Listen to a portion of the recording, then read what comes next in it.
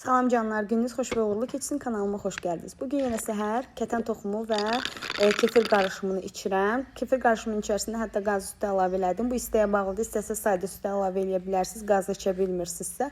Ondan sonra isə yulaf maskamı hazırlayıram. 2 məhsuldan ibarətdir. Yulaf və qaynar su. Qaynar suyu götürürəm, yulafın içərisinə əlavə edirəm. 1 yemək qaşığı yulaf yetərlidir. İçərisinə əlavə edib 2 saat gözlədirəm. Sonra isə üzümə çəkirəm. Bu istəyə bağlıdır. Bananla da edə bilərsiniz. Bir çox internetdə buna aid maskalar var, onu da edə bilərsiniz. Amma mən effektini gördüyüm maskanı sizə məsləhət görürəm. Çox gözəldir. Yəni üzdəki üzə botoks etkisi verir. Üzdəki məsamələri açır, ton bərabərsini yaradan qaldırır. Ondan sonra isə evin təmizliyinə keçirəm. Padruqam işdə olduğu üçün və mən tətildə olduğum üçün, o da yorğun gələcəyi üçün evi mən təmizləyirəm. Biz bu evə yeni köçmüşük və Almaniyada belə bir sistem var. Daha çox yerdə gördüyüm, yəni Azərbaycanda çox az halda biz nə qədər qabyon alsaq da istifadə eləmədiyimiz halda çox evdə istifadə olunmur. Hətta bizim evdə var, amma istifadə olunmur.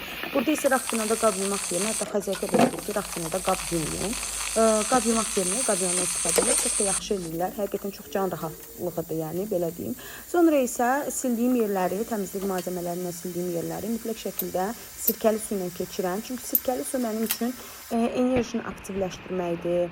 Hətta deyilənə görə 40 gün sirkəli su ilə içiləndə üstündəki cadu, ağırlıq, göz, nəfs. Mən belə şeylərə inanıram, bilmirəm siz inanırsınız, inanmırsınız. Hətta marafonlara belə qatılıram, yəni bu enerjidir, şam yandırmaqdır. Bəzi insanlar üçün çox qəribə gələ bilər, amma mənim üçün bu yəni inandırıcı şeylərdir və effektini də gördüyüm üçün hətta daha çox inanıram.